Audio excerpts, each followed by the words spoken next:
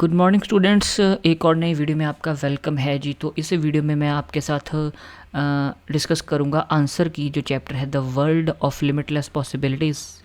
Limitless possibilities की जो दुनिया है, इस चैप्टर के ऊपर जो भी इसमें एक्सरसाइजेज हैं, क्वेश्चन आंसर्स हैं, जो भी कुछ है उसकी आंसर की मैं आपको प्रोवाइड करूंगा।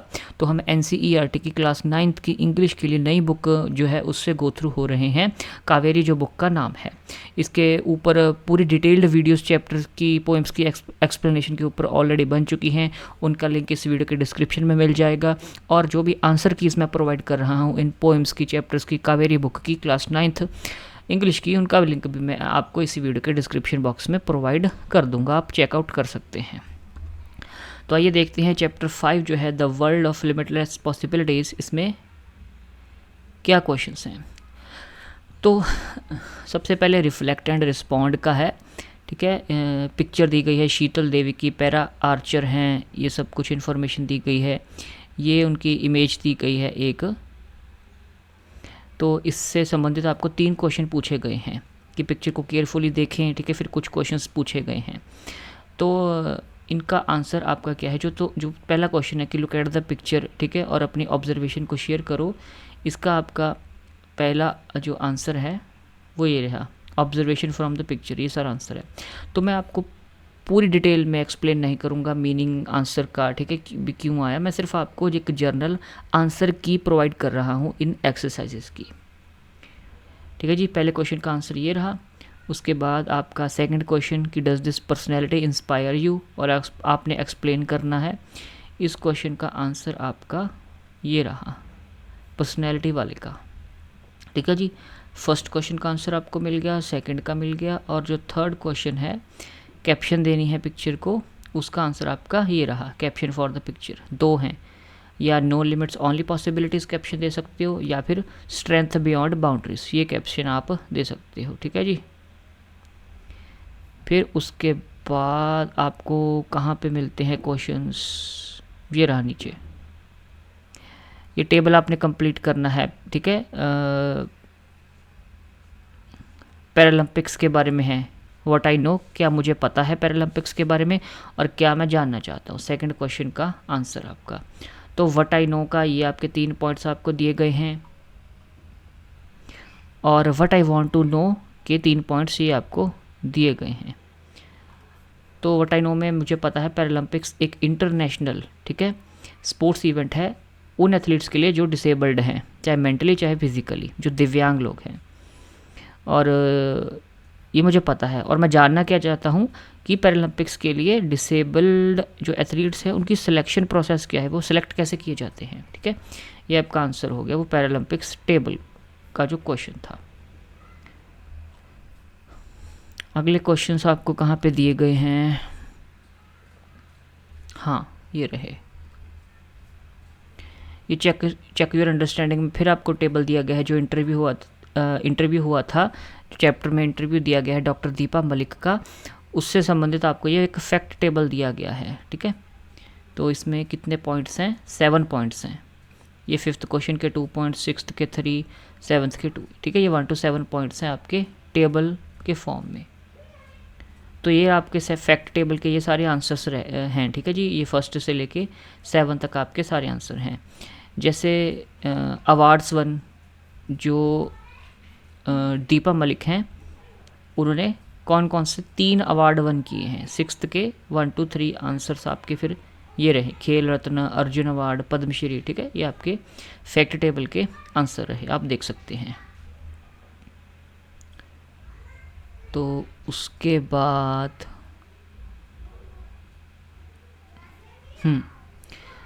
2 सेट्स ऑफ सेंटेंसेस आपको दिए गए हैं, आपने चूज़ करना है कि जो भी स्टेटमेंट्स दी गई हैं वो फैक्ट एंड ओपिनियन है कि कॉज एंड इफ़ेक्ट हैं, ठीक है। फैक्ट जो आपका रियल है, ओपिनियन जो सलाह होती है वो सही भी हो सकती है गलत भी हो सकती है, ओपिनियन आपकी नज़रिया। कॉज एंड इफ़ेक्ट क्या है, कॉज कारण हो गया और कारण का प्रभाव क्या पड़ा वो इफ़ेक्ट हो गया, ठीक है। ये नंबर 1 आपको दिया गया है सेट, पहला सेंटेंस और दूसरा सेंटेंस, ठीक है जी। तो जो फर्स्ट पार्ट था उसका पहला सेंटेंस फैक्ट है उसको प्रूव किया जा सकता है, और दूसरा सेंटेंस ओपिनियन है पर्सनल फीलिंग, ठीक है जी। तो इसका आंसर पहले का फैक्ट एंड ओपिनियन हो गया। और जो आपका नंबर 2 पे है ये वाला, ठीक है, आई वाज डायग्नोस्ड वाला और आई हैड अ सर्जरी वाला, ये क्या है? अगर ऊपर वाला फैक्ट और ओपिनियन है, ये फिर आपका कॉज एंड इफेक्ट होगा, ठीक है जी। हाँ, कॉज एंड इफेक्ट है, ये आपको दिया गया है कॉज एंड इफेक्ट।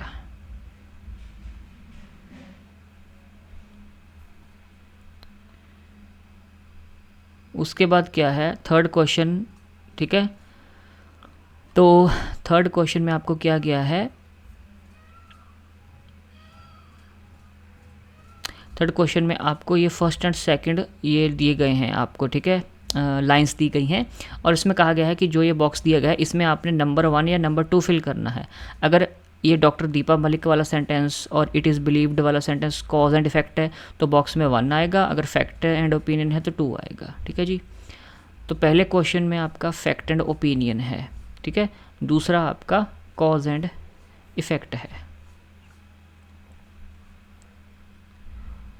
और उसके बाद आपकी क्रिटिकल रिफ्लेक्शन शुरू हो चुकी है, और इसमें आपको पहले नंबर पे पहला एक्सट्रैक्ट दिया गया है। इस इंटरव्यू में से कुछ लाइंस दी गई हैं और उनके ऊपर बेस्ड आपको 1 2 3 4 एंड 5 क्वेश्चंस आपको पूछे हैं।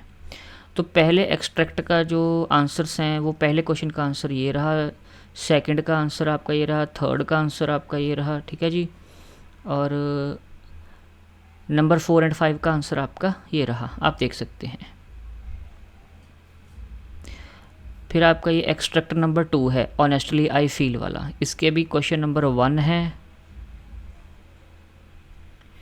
2 3 4 5, एक्सट्रैक्ट 2 के 5 क्वेश्चंस, ठीक है। ये रहा आपका एक्सट्रैक्ट 2 और इसका पहला क्वेश्चन टोन वाला, दूसरा, ठीक है जी, तीसरा हो गया, नंबर 4 एंड नंबर 5 हो गया। ऑलराइट, अब आपके लॉन्ग शुरू हो गए हैं, लॉन्ग क्वेश्चन आंसर्स। तो answer the following questions, long questions हैं। जैसे पहला है कि एक्सप्लेन करो कैसे जो डॉक्टर मलिक के अचीवमेंट्स हैं उन्होंने चैलेंज किया है सोसाइटल परसेप्शंस को, कि सोसाइटी का जो नज़रिया था पर्सन्स विद डिसेबिलिटीज़ के प्रति, उनको कैसे उन्होंने चैलेंज किया है, ठीक है, डॉक्टर मलिक की अचीवमेंट्स। तो इसका बेसिक आंसर यही है कि जो डिसेबल पर्सन है थी ना वो डॉक्टर मलिक, तो उन्होंने मेडल जीता, सभी ऑड्स के अगेंस्ट उन्होंने सक्सेस हासिल की। तो सोसाइटी का नज़रिया बदला है कि जो डिसेबल पर्सन्स होते हैं वो कम्प्लीटली कह लो कि वो किसी से कम नहीं होते, दे आर नॉट यूजलेस, ठीक है, उनके पास भी स्पेशल एबिलिटीज़ होती हैं। तो कितने लॉन्ग हैं ये, 1 2 3 4 5 6 7 लॉन्ग क्वेश्चंस हैं। तो ये पहले का आंसर है, दूसरे का आंसर है, आप स्क्रीनशॉट ले सकते हो या वीडियो को पॉज करके देख सकते हो, आपको जैसे भी ठीक लगे। और उसके बाद आपका ये थर्ड एंड फोर्थ का आंसर आपको मिल चुका है, और ये फिफ्थ एंड सिक्स्थ का आंसर आपको मिल चुका है। फिर ये आपका सेवन्थ का आंसर रहा, ठीक है जी। First second and third question का आंसर जो लॉन्ग है, नंबर 4 5 एंड 6 का आंसर आपको मिल गया, ये आपका सेवन्थ का आंसर, ठीक है जी।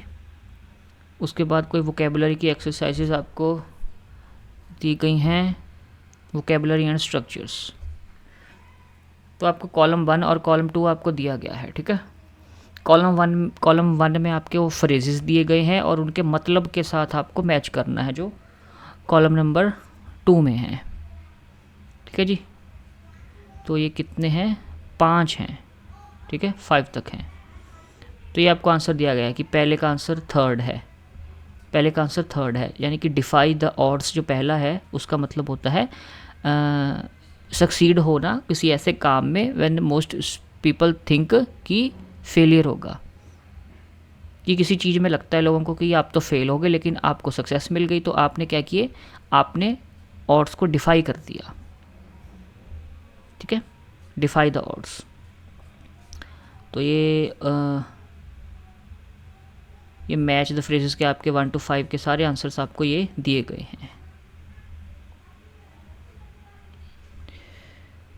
नेक्स्ट नंबर टू पे आपको टेबल में कुछ वर्ड्स दिए गए हैं, क्रॉल, एम्बल, वॉक वगैरह, ठीक है। तो ये क्या है, ये जो वर्ड्स हैं, ये वर्ड्स को आपने अरेंज करना है वर्ड क्लाइन पे, ठीक है। ये एक क्लाइन है, ऊपर की तरफ जा रही है, ठीक है, अपवर्ड स्लोपिंग है ये, इंक्रीजिंग ऑर्डर ऑफ पेस में, कि कौन सा जो वर्ड चलने से या दौड़ने से कौन सा इन, ठीक है, वॉक करने से या स्पीड से जुड़ा हुआ जो वर्ड है ना, पेस, जो कदमों की चाल है, हमारे स्टेप्स की जो स्पीड है, जो पेस है, उससे कौन सा वर्ड जुड़े हुए हैं इंक्रीजिंग ऑर्डर में, कि सबसे पहले वो वर्ड आएगा जो शो करता है सबसे कम स्पीड चलने की, और सबसे एंड पे वो वर्ड आएगा जो सबसे हाई स्पीड से रिलेटेड है, ठीक है। जैसे क्रॉल करना होता है रेंगना, ठीक है, जैसे बेबीज़ चलते हैं अपने हाथों और घुटनों के सहारे, तो सबसे कम स्पीड, ठीक है, सबसे लीस्ट पेस, और सबसे फास्ट पेस कौन सा है एक्टिविटी, स्प्रिंट करना। तो ऐसे आपने इंक्रीजिंग ऑर्डर में, बढ़ते क्रम में, जैसे 1 2 3 4 ऐसे आपने अरेंज करने हैं ये जो वर्ड्स दिए गए हैं बॉक्स में। तो ये आपको दिया गया है सारा अरेंज करके, ठीक है। क्रॉल से ज़्यादा स्पीड क्रीप में होती है, फिर प्लॉड, एम्बल, ऐसे ऐसे करके, जॉग से ज़्यादा स्पीड रन में, फिर स्प्रिंट और डार्ट सबसे तेज़ स्पीड होती है चलने की, ठीक है। क्रॉल सबसे स्लो स्पीड और डार्ट सबसे तेज़ स्पीड चलने की। फिर मैच इट आपको दे दिए कॉलम 1 एंड कॉलम 2, और कॉलम 1 में कुछ आपको ये हाईलाइट किए गए हैं, बोल्ड किए गए हैं words, could, couldn't, should, would, ठीक है। तो इनको आपने मैच करना है कॉलम 2 में दिए गए इनके फंक्शंस के साथ, ठीक है। जैसे प्रॉमिस का मतलब क्या है, कुड प्रॉमिस को शो करता है, कुडंट या शुड या वुड, ठीक है, ये आपने करना है। तो ये आपके मॉडल वर्ब्स हैं, ठीक है। इसको हम इंग्लिश ग्रामर में मॉडल्स के रूप में पढ़ते हैं। तो ये आपके मैचिट का आंसर ये रहे, ठीक है। जैसे फर्स्ट का आंसर 5 है, यानी कि कुड रिप्रेजेंट करता है पास्ट एबिलिटी को। I could hear the audience clapping, ठीक है, I could hear the audience clapping, कि मैं सुन सकता था, जो ऑडियंस थी, दर्शक थी, उनकी तालियों को सुन सकता था, ठीक है, पास्ट की एबिलिटी है। ऐसे ये इनके आंसर आपको दिए गए हैं, ठीक है, मॉडल वर्ब्स के। फिर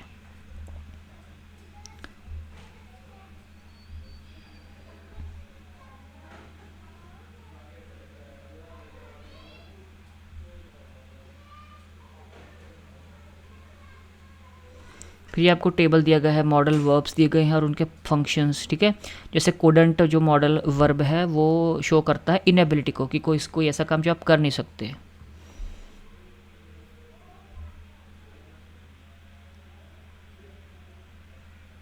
past inability, I couldn't drive the car, कि मैं उस गाड़ी को चला नहीं पाया था या चला नहीं सका था, पास्ट इनएबिलिटी। तो इन मॉडल वर्ब्स का इस्तेमाल करके कुछ सेंटेंसेस बनाने हैं, वो आपको ये बना दिए हैं, ठीक है, ये सेंटेंसेस बना दिए हैं।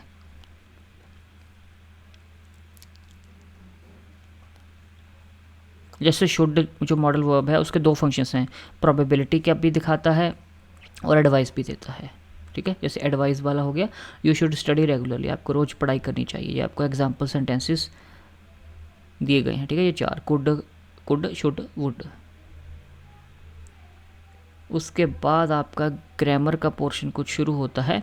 ये कुछ सेंटेंसेस आपको दिए गए हैं क्वेश्चन नंबर 5 में। इंटरव्यूअर ने कोई लाइन बोली है, फिर डॉक्टर मलिक ने कोई लाइन बोली है, और उसके बाद ये आपसे पूछा गया है कि ये सेंटेंसेस कौन से हैं, डायरेक्ट स्पीच है कि रिपोर्टेड स्पीच है, ठीक है। फिर पूछा गया सेंटेंसेस कौन से हैं, डेक्लेरेटिव, इंटेरोगेटिव, एक्सक्लेमेटरी, इंपेरेटिव। इनके आंसर्स, इनका मैं डिटेल में एक्सप्लेन अभी नहीं करूँगा, ठीक है। जब हम ग्रामर करेंगे ना पूरा बेसिक से शुरू से, तब मैं ग्रामेटिकल चीज़ों को एक्सप्लेन करूँगा। सिर्फ मैं आंसर की प्रोवाइड कर रहा हूँ आपको इस वीडियो में। तो इनके आंसर्स क्या हैं, पहले का है डायरेक्ट स्पीच है और दूसरा डेक्लेरेटिव सेंटेंसेस हैं। फिर उसके बाद आता है रिपोर्टेड स्पीच चेंजेस। ये कौन सी एक्सरसाइज है,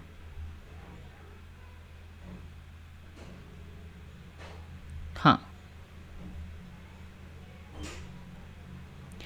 कॉलम 1 में डायरेक्ट स्पीच दी गई है, कॉलम 2 में डायरेक्ट स्पीच का रिपोर्टेड स्पीच बनाई गई है, और कॉलम 3 में चेंजेस नोट किए गए हैं कि जब आप डायरेक्ट स्पीच को रिपोर्टेड में कन्वर्ट कर रहे हो तो क्या क्या चेंजेस हुए हैं। ठीक है, जैसे ये इंटरव्यूअर के द्वारा कहे गए ये सेंटेंस है, फिर उसको रिपोर्ट किया गया है और चेंजेस क्या हुए हैं, जैसे सेड ऐड हुआ है, दैट ऐड हुआ है, लिंकिंग वर्ड, हैव बीन का हैड बीन बन गया और यू का शी बन गया।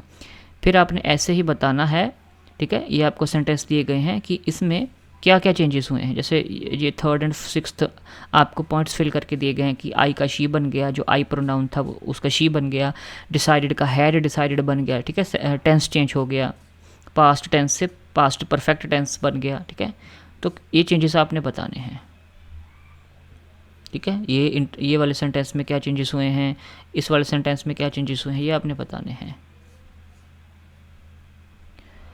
तो जो डॉक्टर मलिक की स्टेटमेंट है आई लव स्पोर्ट्स वाली, ठीक है, उसका reported speech doctor Malik said that वाला बनाया।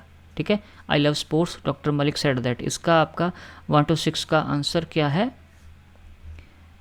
ये दिया गया है। ठीक है, कि सेड का दैट बन गया, सेड ऐड हो गया, दैट ऐड हो गया, आई का शी बन गया, लव का लव्ड बन गया, आई का शी बन गया, डिसाइडेड का हैड डिसाइडेड बन गया। और जो दूसरा है इंटरव्यूअर की स्टेटमेंट दी गई है यूअर स्टोरी वाली, ठीक है, उसका चेंजेस क्या है, ये यूअर स्टोरी वाली जो दी गई है 1 to 4, इसमें क्या चेंजेस हुए हैं, सेट ऐड हो गया, दैट ऐड हो गया, यूअर का हर, इज़ का वॉज हो गया। ठीक है, 3rd फिर डॉक्टर मलिक की स्टेटमेंट है आई बिलीव यूथ वाली, ये आई बिलीव यूथ वाली, इसमें 2 चेंजेस क्या हुए हैं, आई का शी बन गया और दैट जो है वो ऐड हो गया लिंकिंग वर्ड के तौर पे। तो जब हम रिपोर्टेड स्पीच करेंगे ना, ग्रामेटिकल का पोर्शन अलग से मैं डिस्कस करूँगा, उसमें हम इन डेप्थ जाएंगे। ठीक है, अभी सिर्फ मैं आपको आंसर की प्रोवाइड कर रहा हूँ। ये हो गया, ये हो गया।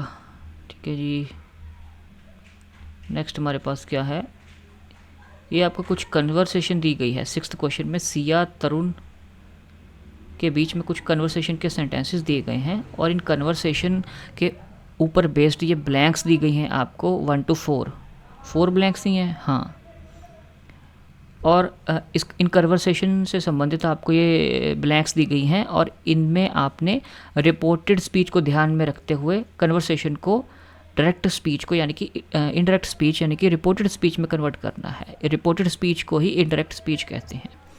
ठीक है, तो 1st, 2nd, 3rd, 4th 4 blanks हैं और चारों के आंसर आपको ये बोल्ड में दिए गए हैं। पहले ब्लैंक्स का आंसर आपका यहाँ से यहाँ तक हो गया, हैड से नाइट तक, दूसरी का आंसर इट से लेके वाच तक हो गया और तीसरी ब्लैंक का आंसर दे से लेके हॉर्स तक हो गया, 4th का आंसर ही से लेके वीकेंड तक हो गया। ठीक है, ये आपके आंसर हो गए। तो यहीं पे आपकी आंसर की जो है वो ख़त्म होती है। जो आपकी क्लास 9th के लिए इंग्लिश टेक्स्ट बुक है NCERT की कावेरी, उसका हमने the world of limitless possibilities chapter की आंसर की डिस्कस की। ऑलराइट, तो जी इस वीडियो सेशन में इतना ही, और ऐसी और आंसर की उसको एक्सेस करने के लिए आप इस चैनल को सब्सक्राइब कर सकते हैं और जो वीडियोस हैं आंसर कीज़ के ऊपर और डिटेल्ड एक्सप्लेनेशंस के ऊपर, उन दोनों प्लेलिस्ट का लिंक इस वीडियो के डिस्क्रिप्शन बॉक्स में मैं आपको दे दूंगा। आप उनको विजिट करके देख सकते हैं, गो थ्रू हो सकते हैं।